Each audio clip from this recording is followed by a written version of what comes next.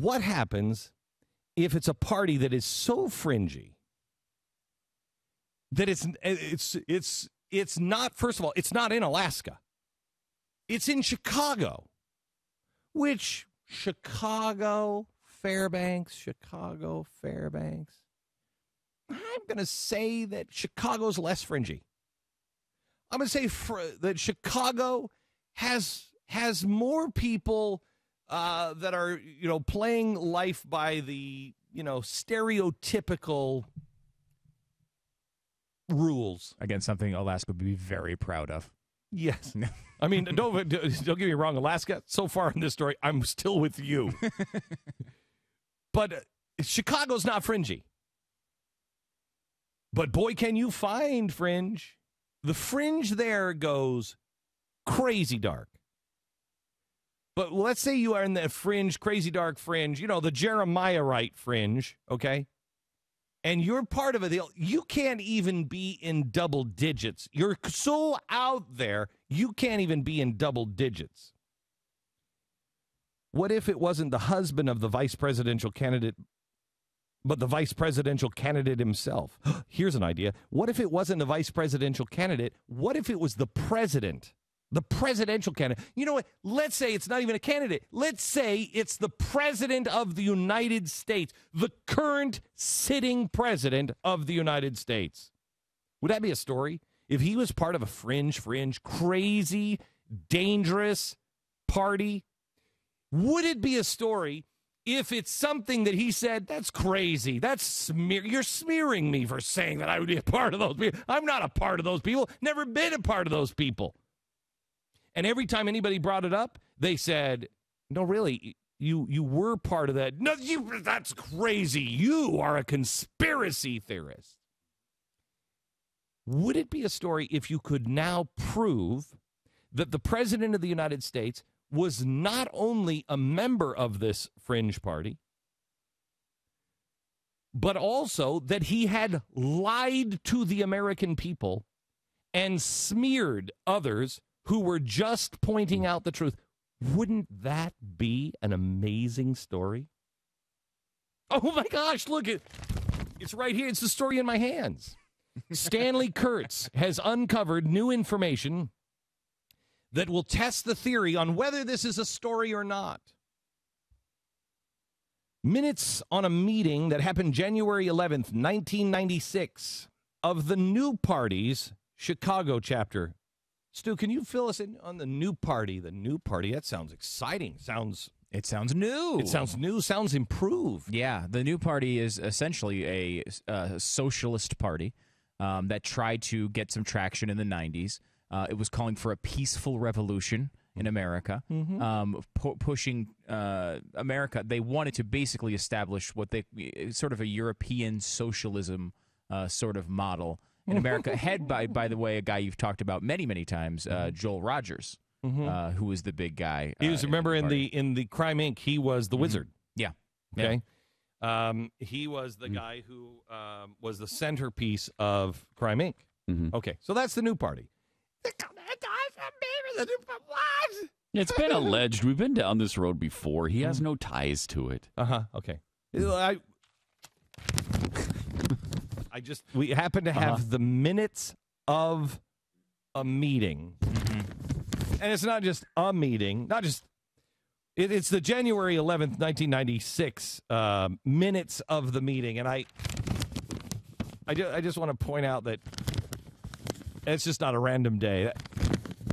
On that particular meeting, and let me see if I can read the minutes to you verbatim. Quote, Barack Obama, candidate for state senate in the 13th legislative district, gave a statement to the membership and answered questions. He signed the New Party candidate contract and requested an endorsement from the New Party. He also then joined the New Party. Wait, what was that? Wait, I didn't hear that. Yeah, I didn't get that last part. He also then joined the New Party and renounced them as extremists. No, he gave a statement and he answered their questions, and then he signed their candidate contract and then requested an endorsement of the peaceful, revolutionary, socialist new party, and then ran from them as quickly. No, as then he joined the party. There's just, but it's only according to their own meetings. That's all they've. Now, here's where it gets even better. We're not at dessert yet. Dessert is coming. Because that was a good meal. I'm feeling very satisfied. You know what this is? This is like those restaurants you go to and you order appetizers, and the appetizer's so big, you're like, oh, man, I shouldn't have. I'm full. I don't even need the steak now. We should have just ordered appetizer. Here, may I say, you're about to get your main course. Go light on the main course because dessert is worth having. Okay, here it is. Here's your main course. Obama, of course, denied that he was in it. And then he did more than just deny. He then went on the attack on anyone who said he was. The Obama campaign specifically, through Fight the Smears, their website, quoted Carol Harwell, who managed Obama's 96 campaign for the Illinois Senate. Quote, Barack did not solicit or seek the new party endorsement for state senator in 95. Wait, that you just read the thing that they said he did. Their own recollection, their minutes from the actual day says that he did seek and request it. Right. Would you like some fresh pepper on your steak? That'd be delightful. Okay, Thank you. Good. Here it is. Drawing on her testimony, Fight the Smears conceded that the new party did support Obama in 96, but denied that Obama had ever joined, adding that he was the only candidate on the ballot in his race, and he never solicited the endorsement, end quote. Have you tried your baked potato yet? It's actually delicious. Yeah, is that sour cream? It's got some sour cream. Try this one. In late 2008, the National Review Online wrote that Obama had been a member of the new party, and in late 2008, the campaign sharply denied it and called Stanley Kurtz a crackpot smear. Fight the Smears, an official Barack Obama campaign website, staunchly maintained that, quote, Barack has been only a member of one political party, the Democratic Party, end quote. You have a roll. That roll looks delicious. Freshly baked. Is it? Yeah. It's still heated. I love it. But butter melts nicely on it. Do you need some time to digest, or would you like to?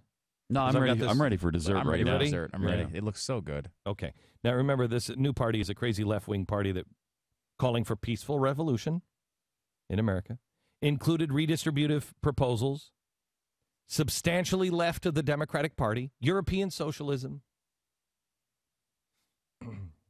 In the minutes of this meeting that Stanley Kurtz has now uncovered, in the meeting minutes, it also kind of, they talk about an upcoming event. Oh, really? That they're having. Sounds good. Yeah. Would you like whipped cream on this? Yeah. Is that okay? Okay. I've got it available. Or yeah. The meeting at which Barack Obama, according to the minutes of the meeting, actually requested their support and then signed their candidate contract and then joined the party. This is the meeting that inspired him to join the party. It opened with the announcement of a forthcoming event featuring the prominent socialist activist Francis Fox Piven.